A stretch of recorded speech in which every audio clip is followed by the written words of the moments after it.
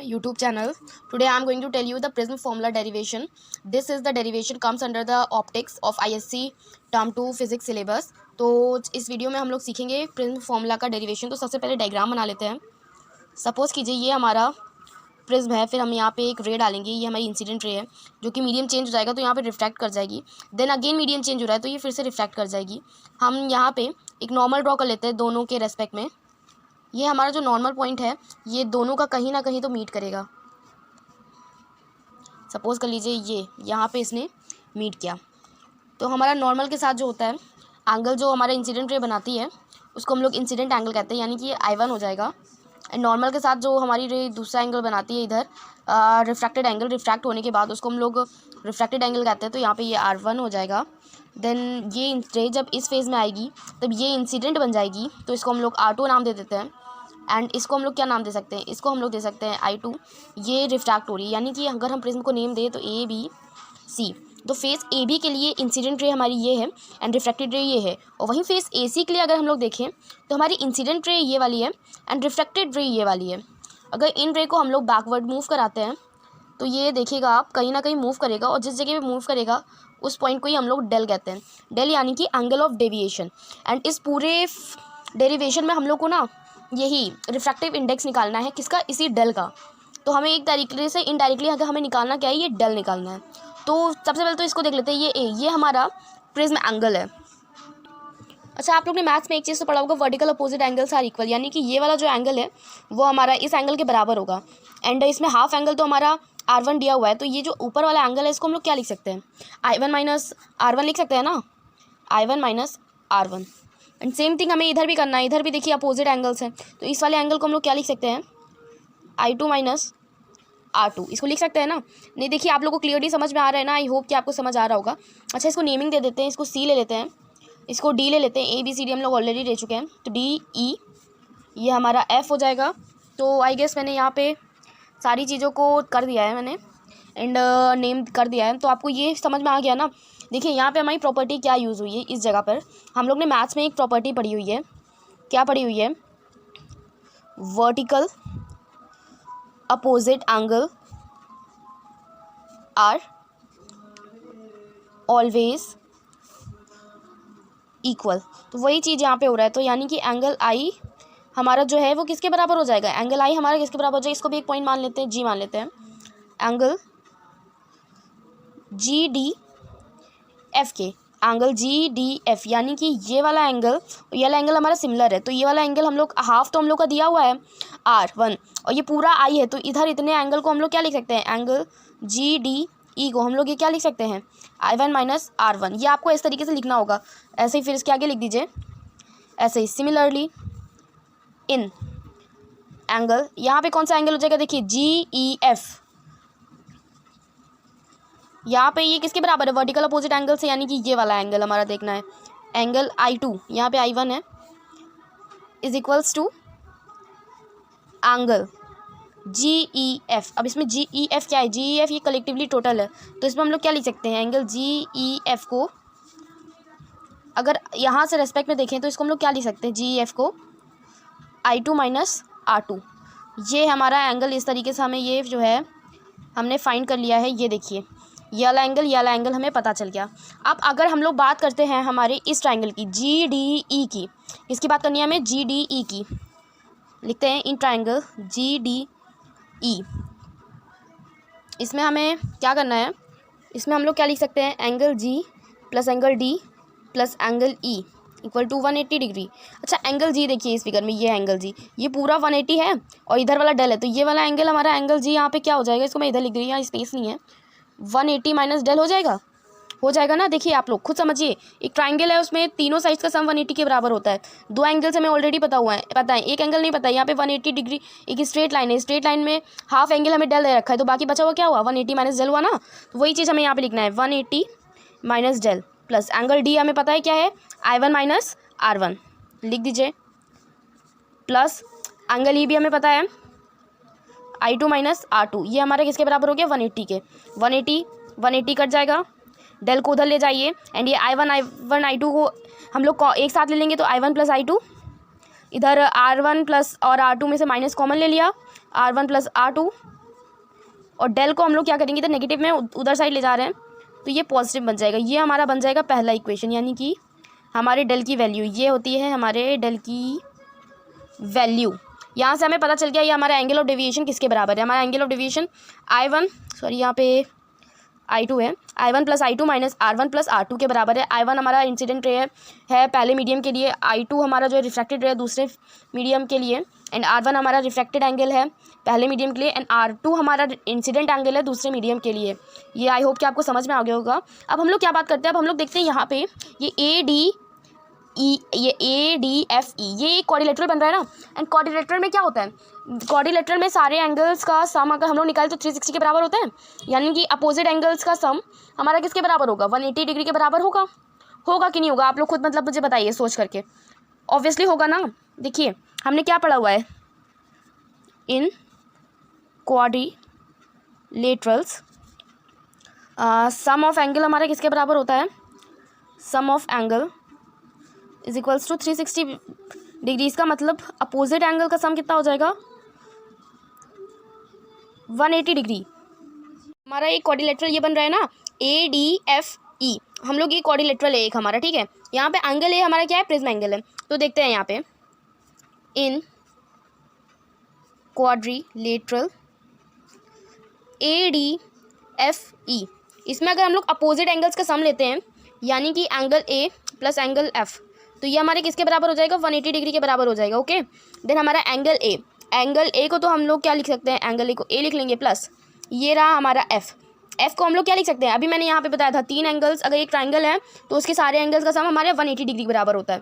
तो अगर हम लोग इसमें बात करें तो DFE में, तो D हमारा एंगल D हमारा R1 है, एंगल E हमारा R2 है, तो एंगल F हमारा क्या हो जाएगा ना, एंगल F हमारा क्या हो जाएगा बताइए आप लोग, हो जाएगा ना हमारा angle F 180 minus R1 plus R2, होगा कि नहीं होगा। एक ब्रैकेट में R1 प्लस R2 हम लोग एक साथ, यानी कि हम लोग यहाँ पे क्या होगा 180 माइनस R1 प्लस R2, ये हो जाएगा हमारा एंगल F। समझ में आया ना कैसे होगा।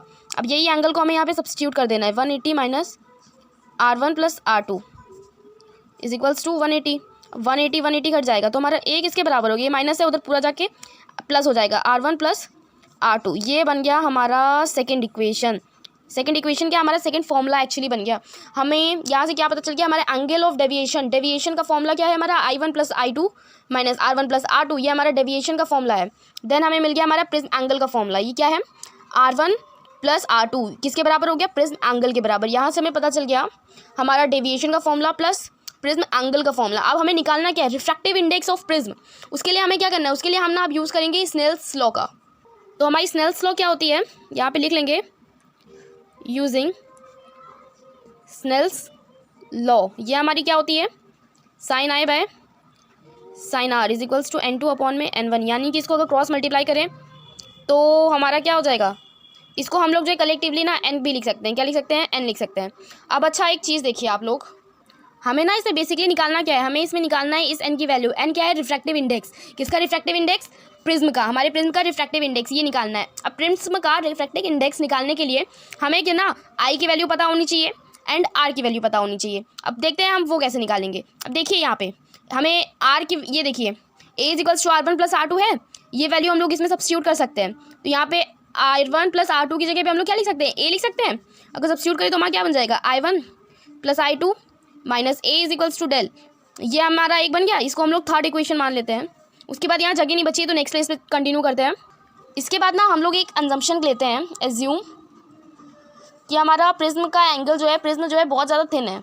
क्या, प्रिज्म इज़ वेरी थिन, इतना थिन है कि हमारा ये जो प्रिज्म बना हुआ है ना, इसमें ये वाला एंड और ये वाला एंड मतलब एकदम क्लोज एक दूसरे को ओवरलैप करे टाइप ऑफ ऐसा प्रिज्म है ये, इस तरीके से ये एकदम ओवरलैप कर रहा है। उस केस में हम लोग क्या लिख सकते हैं, I1 plus I2 is equals to I, ऐसे उसको I लिख सकते हैं। And R1 plus R2 is equals to R लिख सकते हैं कि नहीं लिख सकते हैं। अगर हमारा प्रिज्म बहुत ज़्यादा थिन है, बहुत ज़्यादा, तो वो एक दूसरे को ओवरलैप कर जाएंगे, उसके दोनों एंड्स, दोनों फेजेस। उस केस में हम लोग इस तरीके से लिख सकते हैं, I1 plus I2 is equals to I, R1 plus R2 is equals to R। Sorry guys, मैंने यहाँ पे गलत बता दिया, I1 प्लस I2 नहीं होगा, I1 is equals to I2 होगा, और यहाँ पे भी same thing R1 equal to R2 हो जाएगा, क्या हो जाएगा, I1 is equals to I2 is equals to I, R1 is equals to R2 which is equals to R। अगर प्रिज्म हमारा बहुत ज़्यादा थिन है, उसके जो दोनों एंड से दोनों फेजेस इधर और इधर दोनों वाले वो एक दूसरे को ओवरलैप करें, तो उस केस में ये हो जाएगा। अब यहाँ से हम हमारे थर्ड इक्वेशन की तरफ चलते हैं।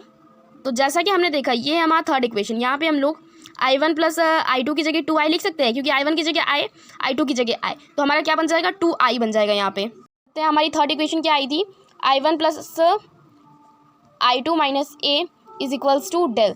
अब यहाँ पे I1 और I2 हमारे किसके बराबर हो गया, I, तो I plus I minus A is equals to del, तो 2I minus A is equals to del. यहाँ से हमें I की वैल्यू मिल जाएगी डेल माइनस A बाई 2, ये हमें मिल गई किसकी वैल्यू, I की वैल्यू, इसको हम लोग 4 मान लेते हैं। सिमिलरली हमें क्या करना है, R की वैल्यू निकालनी है। अब R की वैल्यू निकालने के लिए हम लोग को क्या करेंगे, हमने हमारी सेकंड इक्वेशन की तरफ चलेंगे। हमने एक सेकंड इक्वेशन बनाई थी, उससे हमें निकल जाएगी R की वैल्यू। देखते हैं सेकंड इक्वेशन क्या है। ये देखिए गाइज, ये हमारी सेकंड इक्वेशन, ये हमने क्या बनाया था, A is equals to R1 plus R2।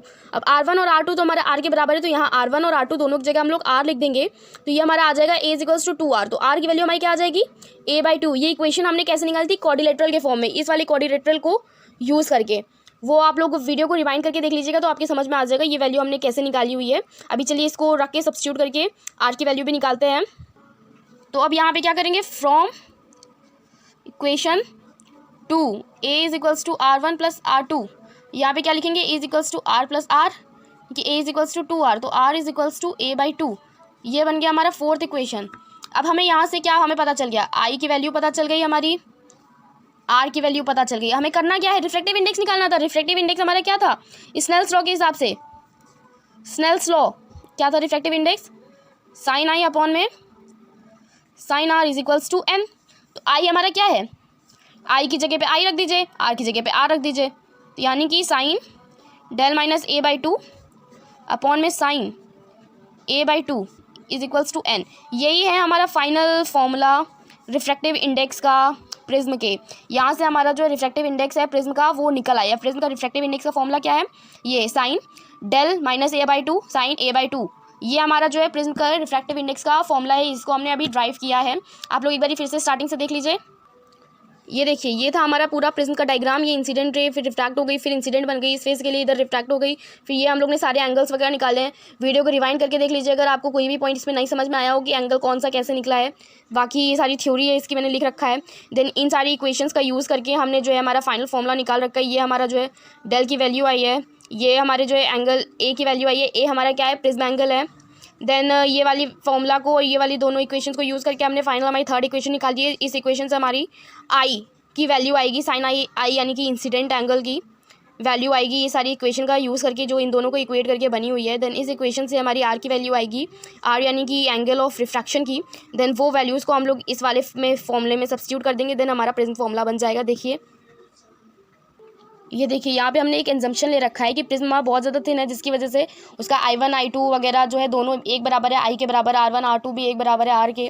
फिर यहाँ पे हमने क्या ही किया हुआ है, लिख लेते हैं। हमने यहाँ पे फोर्थ इक्वेशन का यूज़ किया हुआ है, सॉरी थर्ड का, यूजिंग इक्वेशन थर्ड। ये हमारी इक्वेशन थर्ड है जिसका यूज़ करके हमने आई की वैल्यू निकाल रखी है। देन सेकंड इक्वेशन का यूज़ करके हमने आर की वैल्यू निकाल रखी है। देन इसको हमने स्नेल्स लॉ में सब्स्टिट्यूट कर दिया एंड ये हमारा फाइनल फॉर्मूला आ गया, प्रिज्म फॉर्मूला। यही है हमारा refractive index of prism formula. यहाँ पे एक मिस्टेक कर दिया था, यहाँ पे ये हमारा ए माइनस का है तो उधर जाके प्लस हो जाएगा।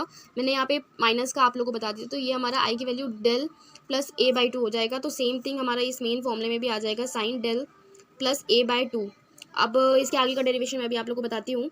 तो ये हमारा फाइनल फॉर्मूला जो आएगा वो sine del plus A by 2 आएगा, साइन अपॉन में sine A by 2 which is equals to N. ये हमारा फाइनल प्रिज्म फॉर्मूला है। आप लोग देख लीजिए, मैंने ये गलती से लिख दिया था यहाँ पे माइनस। आई होप कि आप समझ सकते हैं, एकदम माइनर सा, बहुत सिली मिस्टेक था मेरा, बट अभी मैंने इसको क्लियर कर दिया है। तो ये हमारा फाइनल प्रिज्म फॉर्मूला है। अब अच्छा एक चीज़ और देखते हैं हम लोग, यहाँ पे क्या देखना है हमें कि अगर हमारा जो प्रिज्म है वो बहुत ही ज़्यादा थिन है, इफ़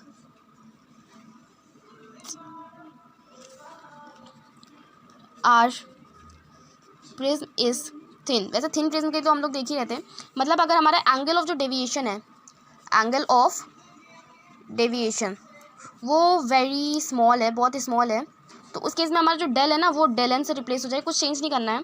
साइन आई जो है हमारा आई से रिप्लेस हो जाएगा, साइन आर जो है हमारा आर से रिप्लेस हो जाएगा। यानी कि हमारा जो रिफ्रैक्टिव इंडेक्स का फॉर्मूला बना हुआ था उसमें कुछ नहीं करना है, बस हम लोग को साइन चीज हटा देना। हमारा फॉर्मूला क्या बना था, del plus A by 2 upon में ए बाई 2। यहाँ पे साइन हम लोग ने लिख रखा था इस जगह पर, यहाँ पे बस साइन को रिप्लेस कर देना, बाकी सिंपल फॉर्मूला है। अगर हम लोग इसको सॉल्व करें और डेल की वैल्यू निकालें तो यहाँ से हम लोग डेल भी निकाल सकते हैं। अगर हम लोग सॉल्व करें तो इसको सॉल्व करेंगे तो हमारा क्या बचेगा, del plus A by A equal to N बचेगा। इसको क्रॉस मल्टीप्लाई कर लेते हैं तो N A is equals to del M हो जाएगा। यहाँ पे डेल एम प्लस ए वाले टर्म्स हम लोग जो है क्या करते हैं, एक साइड ले लेते हैं, N A minus A is equals to del M, A को कॉमन ले लिया, N minus one is equals to del M.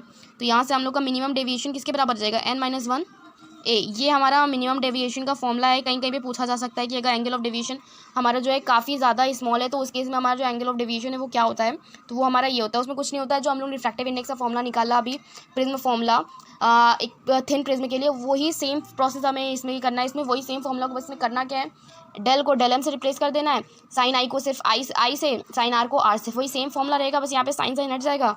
Then उसको हम लोग क्रॉस मल्टीप्लाई करके सॉल्व कर लेंगे एंड ये हमारा फाइनल फॉर्मूला बनेगा। तो ये था हमारा, अगर एंगल ऑफ डेविएशन बहुत ज़्यादा स्मॉल हो तो उसके लिए ये फॉर्मूला है हमारा। तो आई होप कि आपको पूरा प्रिज्म फॉर्मूला का डेरिवेशन अच्छे से समझ में आ गया होगा। अगर आपको वीडियो अच्छा लगा हो तो लाइक कर दीजिए, चैनल को सब्सक्राइब कीजिए, अपने फ्रेंड्स फैमिली मेम्बर्स के साथ वीडियो को शेयर कीजिए। एंड आज के लिए बस इतना ही। Bye bye, best of luck for your exams, thank you.